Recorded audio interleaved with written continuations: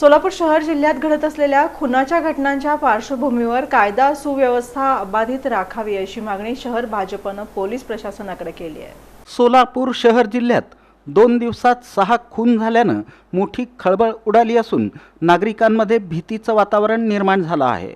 या पार्श्वभूमीवर शहर भाजपच्या वतीने जिल्हाधिकारी आणि पोलीस आयुक्तांना निवेदन देऊन शहरातील कायदा व सुव्यवस्था अबाधित ठेवण्यासाठी आवश्यक प्रतिबंधक पावले उचलावीत आणि जनतेतील भीती दूर करावी अशी मागणी भाजपच्या शहराध्यक्षा रोहिणी तडवळकर आणि महापौर विनायक कोंड्याल यांनी केली। बरोबर सोलापूर जिल्ह्यामध्ये ज्या निर्घृण हत्या झालेल्या आहेत, जे 6 खून झालेले आहेत, त्यांनाही आज सगळ्या त्यांच्या दुःखामध्ये पण आम्ही सामील आहोत आणि त्यांचा निषेध व्यक्त करतोय की अशा प्रकारे सोलापूरमध्ये घटना घडल्या। त्यासाठी म्हणून माननीय कलेक्टर साहेबांना त्या बालिकेला न्याय मिळवून द्यावा यासाठी निवेदन दिलेलं आहे। ते माननीय मुख्यमंत्र्यांपर्यंत ते निवेदन पोहोचवतील।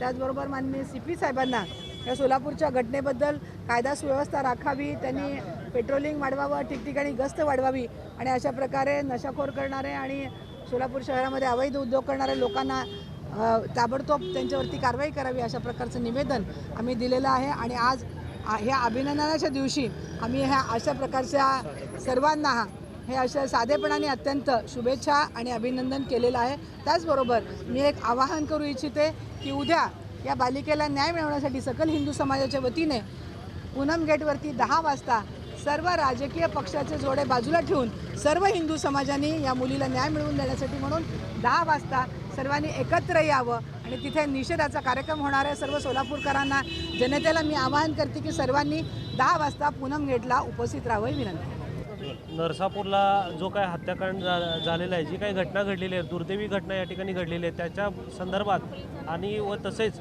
सोलापूर शहरामध्ये देखील जो काय परवा दिवशी एक हत्याकांड झाली आणि काल देखील या ठिकाणी 70 फूट रोडवर जे काही प्रकार झाला त्याच्या निषेधार्थ आम्ही कलेक्टर साहेब असतील, CP साहेब असतील यांना आम्ही या ठिकाणी एक निवेदन दिलेलं आहे भारतीय जनता पार्टीच्या वतीने की या ठिकाणी जे कोण आरोपी असतील त्यांना तात्काळ या ठिकाणी अटक करून त्यांना कठोर या ठिकाणी शिक्षा झाली पाहिजे अशा पद्धतीने आम्ही या ठिकाणी निवेदन या ठिकाणी दिलेलं आहे। आणि CPच्या वतीने असेल किंवा कलेक्टर साहेबांना या ठिकाणी त्यात निवेदनात म्हणलेलं आहे की शहरामध्ये या ठिकाणी बंदोबस्त वाढवला पाहिजे। रात्रीचे जे 11 असेल 10च्या पुढं माणसं या ठिकाणी नको त्या ठिकाणी जे फिरत असतात त्या ठिकाणी तिथं बंधनं घालून त्यांना वेळेत या ठिकाणी कसं आपण कंट्रोल करता येईल, एक कंट्रोलची गाडी या ठिकाणी कसं फिरवता येईल या ठिकाणी लक्ष द्यायला पाहिजे असं त्यांनी दामिनी पथक या सोलापूर शहरामध्ये अतिशय चांगल्या पद्धतीने काम करत होतं।